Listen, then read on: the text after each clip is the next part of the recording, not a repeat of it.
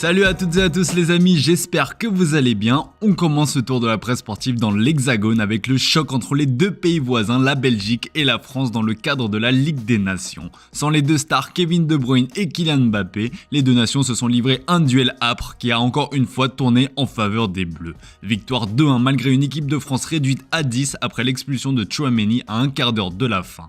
Grâce à un Kolo Muani double buteur qui fait la une de l'équipe ce mardi matin, les Bleus de Didier Deschamps se rapprochent désormais du Final Four de la Ligue des Nations avec ses 3 points de plus. Quel diable ces Bleus lance le Parisien dans ses pages intérieures avec une petite pique au Diable Rouge. Pour la Voix du Nord, les Bleus ont été dominés mais se sortent du piège belge. Du côté de la Belgique, cette 5e défaite consécutive face à la France est celle de trop. Les Diables Rouges n'ont plus battu l'équipe de France en compétition depuis 1981, soit 43 ans de défaite. Dehors placarde violemment la dernière heure dans son édition du jour. Les démissions criées par les supporters belges ont largement été relayées et le sélectionneur Domenico Tedesco semble plus que jamais sur la sellette. Dans l'autre match du groupe, l'Italie a battu Israël sur le score de 4-1 comme le relaye la Gazzetta dello Sport. Avec 10 points, la Squadra Azzurra est première du groupe et devrait bien participer au Final Four de la compétition.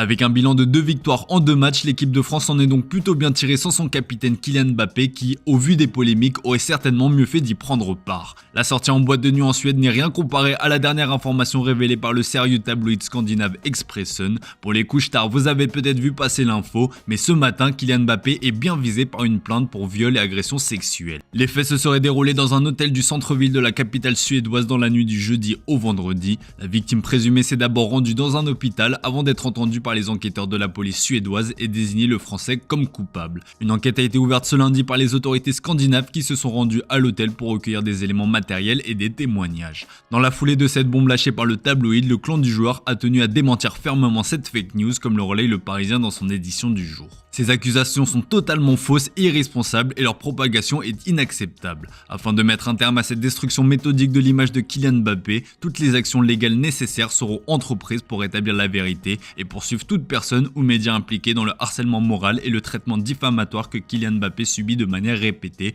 peut-on lire dans une dépêche de l'AFP.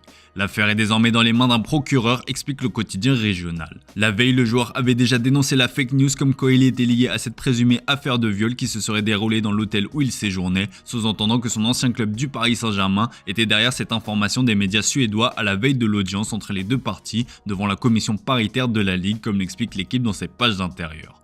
Le PSG n'a pas tardé à réagir, assurant se sentir harcelé par le joueur. Ce matin, aucune trace de cette plainte n'a été relayée par la presse espagnole. Le journaliste indépendant Romain Molina assure qu'une réunion de crise a eu lieu hier soir au Real Madrid. On vous tient évidemment au courant.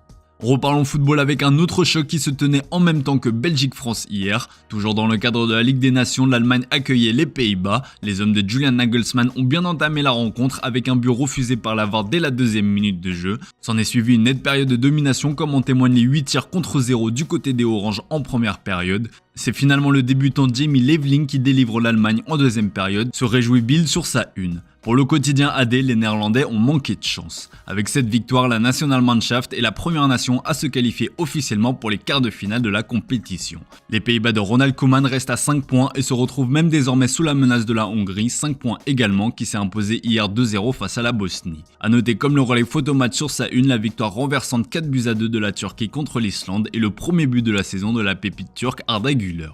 En Angleterre, au surlendemain de la victoire face à la Finlande, il est question du futur sélectionneur. Si Lee Carsley assure plutôt bien l'intérim, la fédération anglaise s'active pour trouver un coach sur le long terme. Après les noms de Thomas Tuchel, Graham Potter ou encore Eddie Howe, le Daily Star explique sur sa une que Pep Guardiola est dans le viseur. Le coach de Manchester City est apparu comme un candidat de rêve pour être le prochain entraîneur de l'Angleterre. La fédération anglaise a sondé Guardiola sur la possibilité de prendre les commandes lorsque son contrat de 18 millions de livres par an à Manchester City expirera l'an prochain, comme l'explique le Daily Mail. Une information également relayée par le Daily Mirror ce mardi matin.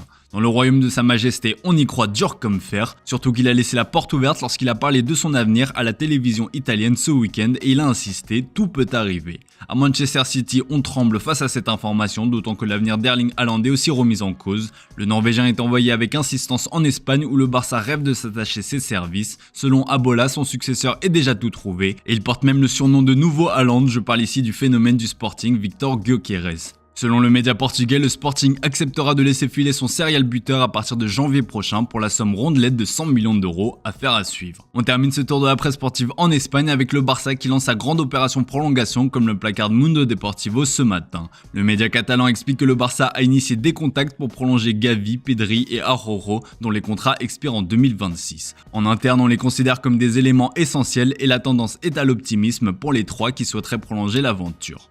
Concernant les deux premiers, ce n'est pas vraiment étonnant puisqu'ils sont les visages de la Masia. Pour le défenseur uruguayen, c'est un petit retournement de situation puisque récemment, il avait déjà été lié à des rumeurs de départ l'envoyant au Bayern Munich. Dans le même temps, le Barça accueille trois autres bonnes nouvelles avec le retour à la compétition de Gavi, Dani Olmo et Fermín López comme le rapporte le journal Sport. Ces derniers ont reçu le feu vert médical et sont autorisés à revenir ce week-end lors du match de championnat face à Séville. En revanche pour Lamine Yamal, c'est repos forcé. Le crack du Barça est victime d'une surcharge au niveau des ischio-jambiers de la jambe gauche et il va falloir être vigilant sur son état de santé. Les Blaugrana ne vont prendre aucun risque, d'autant que deux énormes rencontres se profilent avec le choc en Ligue des Champions contre le Bayern Munich le 23 octobre avant de se déplacer sur la pelouse du Real Madrid le samedi 26. Voilà les amis, c'est tout pour ce matin, merci pour votre fidélité, très bonne journée à vous. Comme d'hab, on se retrouve en fin d'après-midi pour le traditionnel JT Foot Mercato.